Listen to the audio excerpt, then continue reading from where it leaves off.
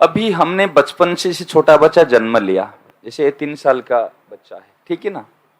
इनको क्या हमने उनकी बुद्धि में हमने इस बात को महत्व डाल दिए, भाई तुझे पढ़ना है, बढ़िया से पढ़ना है, फर्स्ट आना है, ध्यान देना, तुझे फर्स्ट आना है। और फर्स्ट नहीं आ पे, कम पिटाई हुई, डांट पड़ी, सब कुछ ठीक है ना।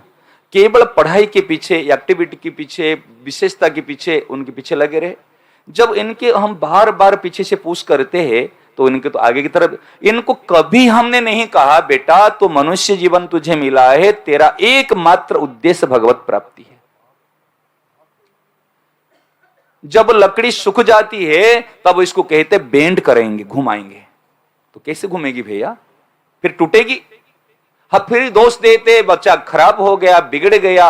अरे बच्चा जन्म से जैसे कच्ची मिट्टी है, जैसे मिट्टी को हमने घड़ा बनाते हैं रोंद के पहले, उसको गिल्ली मिट्टी को हमने जैसे भी चाहेंगे ऐसे तो घड़ा बना सकते हैं। अगर उसको सूखने के बाद में उसको ठोकेंगे तो क्या होगा। तो इसीलिए बचपन से हमारा सबका दायित्व और कौन कर सकता है, जो खुद जिसके निश्चयात्मक बुद्धि है, जिनका उद्देश्य भगवत प्राप्ति है, वही अपने परिवार को सबको तो लगा सकता है। आज आप विचार करो, हम वास्तव में भगवत प्राप्ति अगर चाहे, बच्चों का हित चाहते तो उनको तो सत्संग में भेजेंगे। लेकिन अभी कहेंगे अरे बेटा तू चले जाएगा तो हमारी कमाई कैसे होगी, काम कैसे चलेगा। एक सच्ची घटना बता रहा हूं, बीती हुई बात। एक लड़का ऐसे कुसंग पड़ के कुछ खा रहा था, गुटखा पान पराग आदि।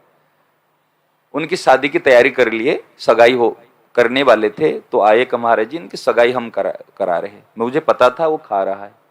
मैंने उनको कहा अंकल देख, इनकी सगाई मत करना। ओके महाराज जी सगाई कर ले तो आए मिलाने के लिए। मैं कहा क्यों अपने एक लड़की के जीवन को बर्बाद करेगा, खुद के जीवन को तो बर्बाद किया और दूसरे को लड़की को सुख तो क्या देगा, उल्टे उनको दुख ही दिलाएगा। क्यों एक लड़की के जीवन को क्यों बर्बाद करेगा। और कभी तो नहीं कहेगा जब मैं पान पराग गुटखा खा रहा हूं, वो तो अपनी विशेषता प्रकट करेगा सारी चीज को। तो हमने उनके पिताजी कहा कैसे होगा महाराज जी छूटते नहीं है। मैं कहा 1 महीना आप यहां इनको छोड़ दो, मेरे पास 1 महीना छोड़ दो, छूटता ना नहीं छूटता फिर देखेंगे। तो उनके पिताजी ने कहा महाराज जी अगर 1 महीना छोड़ दें दुकान कैसे चलेगी।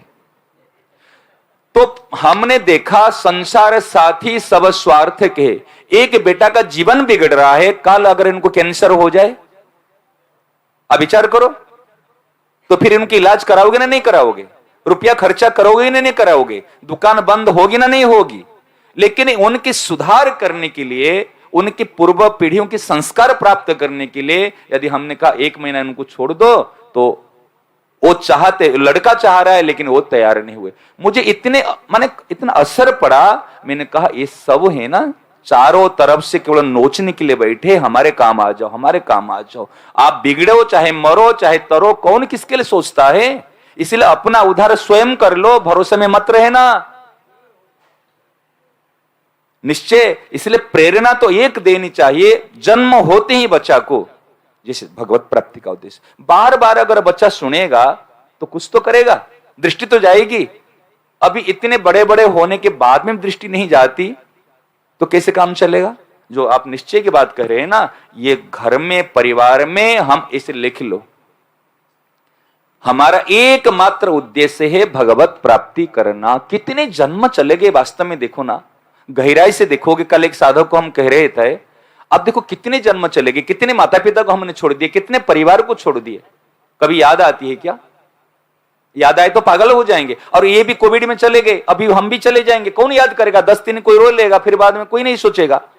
तो हमारा भगवत प्राप्ति का उद्देश्य को गौण मत कीजिए। कर्तव्य के नाम पर ठगाई करते हैं, कर्तव्य के नाम पर ठगाई करते हैं। परम कर्तव्य की तरफ दृष्टि देना है, ये ध्यान रखना।